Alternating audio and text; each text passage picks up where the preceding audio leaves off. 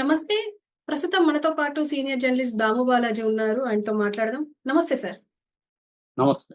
Sir Pawan Kalyan మాట్లాడిన మాటలకి అక్కడ తమిళనాడు టీవీకే వ్యవస్థాపకులు అండ్ హీరో విజయ్ కూడా దీనిపైన రెస్పాండ్ అయ్యారు. మిగతా హీరోలు కూడా అండ్ కమల్ హాసన్ మిగతా నాయకులు కూడా దీనిపైన రెస్పాండ్ అవుతున్నారు. అండ్ విరుచుకు పడుతున్నారు అని చెప్పేసి వార్తలొస్తున్నాయి. అది ఎలా తీసుకున్నారు? ఎలా రెస్పాండ్ అవుతున్నారు సార్? నిన్న కూడా నేను చెప్పాను యాక్చువల్‌గా. పవన్ కళ్యాణ్ జనసేన ఆవిర్భావ దినోత్సవం రోజు మాట్లాడిన మాటల్లో ప్రధానమైనది ఇవాళ దేశవ్యాప్తంగా ఒక తేనె తుట్టెను కదిలించినట్టయింది. ముఖ్యంగా తమిళనాడులో. తమిళనాడులో ఉద్యమాలు మొదలైనయి. ముఖ్యంగా డీఎంకే చాలా గట్టిగా వ్యతిరేకిస్తూ ఉంది.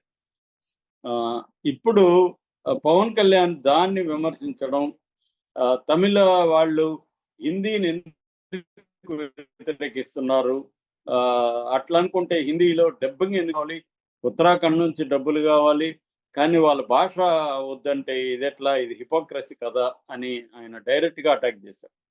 సో దాంతో తమిళ రాజకీయ నాయకులు ముఖ్యంగా డిఎంకే చాలా తీవ్రంగా వ్యతిరేకించింది. టీకేఎస్ ఎలాంగో డిఎంకే లీడర్, అలాగే డాక్టర్ సయ్యద్ షఫీ ఉల్లా, వీళ్ళు గట్టిగా అతను పవన్ కళ్యాణ్కి ఏమీ తెలియదు, ఇతను ఒక అజ్ఞాని, 1968 నుంచి కూడా మాకు హిందీ లేదు, మాది 2 లాంగ్వేజ్ పాలసీనే, మా అసెంబ్లీ 1968లోనే తీర్మానం చేశారు, అప్పటి నుంచి కూడా మా ఎడ్యుకేషన్లో 2 లాంగ్వేజ్ పాలసీ ఉంది. ఇతను అప్పటికి పుట్టి కూడా ఉండకపోవచ్చు, సో ఇతనికి తెలియదు, ఇతను ఒక అజ్ఞాని అన్నట్టుగా వాళ్ళు మాట్లాడారు. కొద్దిగా ఆలస్యంగా టీబీకే తమిళగా వెట్రి కళగం కజ్జగం ఎట్లయినా అనొచ్చు. సో ఆ పార్టీ వ్యవస్థాపక నాయకుడు, అట్లాగే ప్రముఖ హీరో తలపతి విజయ్, ఆయన నిన్న ఒక స్టేట్మెంట్ ఇచ్చాడు. అదేంటంటే పవన్ కళ్యాణ్కి ఒకప్పుడు ఉత్తరాదిని ఎదిరించాలి, ఉత్తరాది అహంకారం అన్న వ్యక్తి ఇవాళ ఉత్తరాది ఉత్తమం అంటున్నాడు. సో బీజేపీ ఆయన పార్టీ జనసేన ఆవిర్భావ సభ కావచ్చు, కానీ అందులో అజెండా అంతా కూడా బీజేపీదే, కాబట్టి పవన్ కళ్యాణ్ నోరు మూసుకొని ఉంటే మంచిది అన్నట్టుగా మాట్లాడాడు విజయ్. అంటే ఆయన కూడా ఒకప్పుడు విజయ్ నేను పవన్ కళ్యాణ్ అభిమాని చెప్పాడు, పవన్ కళ్యాణ్ గెలిచినప్పుడు అభినందనలు చెప్పాడు, అట్లాగే పవన్ కళ్యాణ్ విజయ్కి కూడా అభినందనలు చెప్పాడు. వీళ్ళిద్దరి మధ్య మంచి ఇది ఉండేది, ఎందుకంటే ఇప్పటి నుంచో కూడా పవన్ కళ్యాణ్ అంటే విజయ్కి చాలా ఇష్టం. పవన్ కళ్యాణ్ అనుకరిస్తూ అతను కొంత డ్యాన్స్ ఇది కానీ పెర్ఫార్మెన్స్ కానీ యాక్టింగ్ లో కూడా కొన్ని విషయాల్లో పవన్ కళ్యాణ్ని అనుకరించేవాడు విజయ్. అలాంటి వ్యక్తి కూడా విజయ్ని పవన్ కళ్యాణ్ ఇప్పుడు వ్యతిరేకిస్తూ చేశాడు. అలాగే కమల్ హాసన్, మక్కల్ నీతిమయం అనే పార్టీ ఉంది కమల్ హాసన్కి.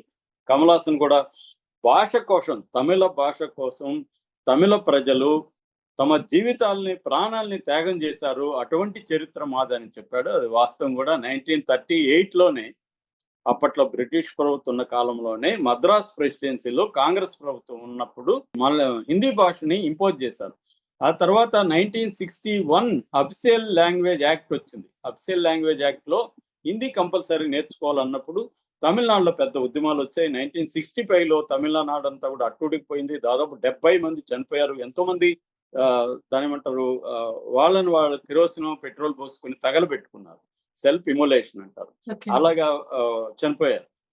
సో ఆ స్థాయిలో తమిళనాడులో వ్యతిరేకత వచ్చిన తర్వాత ఆ వేడిలో 1967లో డిఎంకే అధికారంలోకి వచ్చింది. 68లో డిఎంకే అసెంబ్లీలో ఒక తీర్మానాన్ని పాస్ చేసింది. అదేంటంటే మాకు 3 లాంగ్వేజ్ ఫార్ములా ఇష్టం లేదు, మాకు 2 లాంగ్వేజ్ ఫార్ములాని పెట్టుకుంటాం, తమిళ్ ప్లస్ ఇంగ్లీష్ ఎందుకంటే ప్రాక్టికల్ పర్పసెస్, ఉద్యోగాలు కావాలంటే హయ్యర్ ఎడ్యుకేషన్లోకి వెళ్ళాలంటే ఇంగ్లీష్ కంపల్సరీ, కాబట్టి ఇంగ్లీష్ని తమిళ్ని పెట్టుకున్నారు.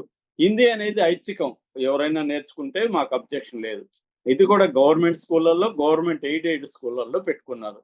ప్రైవేట్ స్కూళ్ళల్లో హిందీ అయినా సాంస్క్రిట్ అయినా నేర్పించవచ్చు.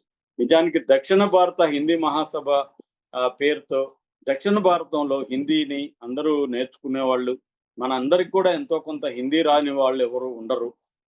తమిళనాడులో కూడా ఎంత హిందీ వ్యతిరేకత ఉన్నా తమిళ ప్రజలు కూడా ఎంతో కొంత హిందీ నేర్చుకోకుండా ఉండరు, ఎందుకంటే వాళ్ళు పక్క రాష్ట్రాలకి, హిందీ రాష్ట్రాలకి వెళ్ళినా తమిళనాడు, ఇప్పుడు బాంబేలో అట్లా తమిళోళ్ళు చాలా పెద్ద ఎత్తున ఉన్నారు. వాళ్ళంతా హిందీ మాట్లాడకుండా ఎలా ఉంటారు? హిందీ మాట్లాడతారు ఖచ్చితంగా. అంటే అవసరాల కోసం, కమర్షియల్ పర్పసెస్ కోసం హిందీ నేర్చుకోవడమే కాదు, ఏ భాష నేర్చుకున్నా మాకు అభ్యంతరం లేదు. అంటే తమిళోళ్ళ స్టాండ్ ఏందంటే, తమిళ మేము వేరే ఏ భాషను వ్యతిరేకించము. కానీ మా మీద వేరే భాష ఇంపోజ్ చేస్తే మాత్రం మేము భరించలేము అనేది తమిళోళ్ళు చెప్పారు.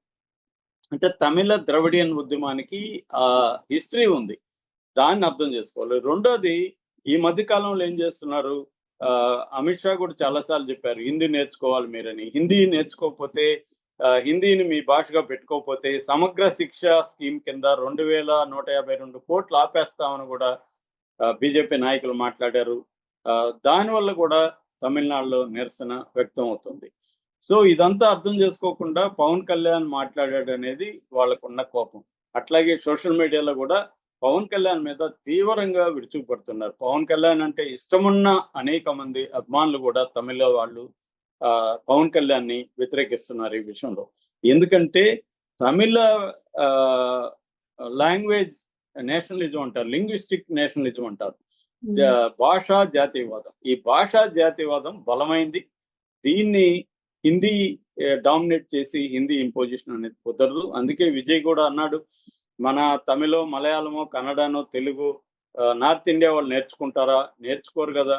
వాళ్ళ భాష మనం ఎందుకు నేర్చుకోవాలి? ప్రాక్టికల్ పర్పస్లు ఉంటే ఎవరైనా నేర్చుకుంటారు. ఇప్పుడు నేను జర్మనీ వెళ్ళి ఒక 1 year ఉండాలి, నాకు జర్మన్ అవసరం కాబట్టి నేను ఎక్కడో వెళ్ళి జర్మన్ నేర్చుకో. ఆ మధ్య నేను కాంగో వెళ్ళాను. కాంగోలో ఫ్రెంచ్ అనేది అఫీషియల్ లాంగ్వేజ్. నేను చచ్చినట్టు ఇక్కడ రామకృష్ణ మఠంలో చేరి ఒక 1 నెల 2 నెలలు ఫ్రెంచ్ నేర్చుకున్నాను. ఏది మేనేజబుల్ ఫ్రెంచ్. అంతే కదా. హిందీ మనకి ఏమన్నా పుస్తకాలు చదవాలా, ఇంకోటి మేనేజబుల్ హిందీ నేర్చుకుంటే చాలు. మినిమం హోటల్లో ఏం అడగాలి, అది ఇక్కడే ఇప్పుడు హైదరాబాద్లో ఉండే ప్రతి ఒక్కరికి చచ్చినట్టు హిందీ రాకపోతే ఎక్కడ బతకలేని పరిస్థితి ఇవాళ.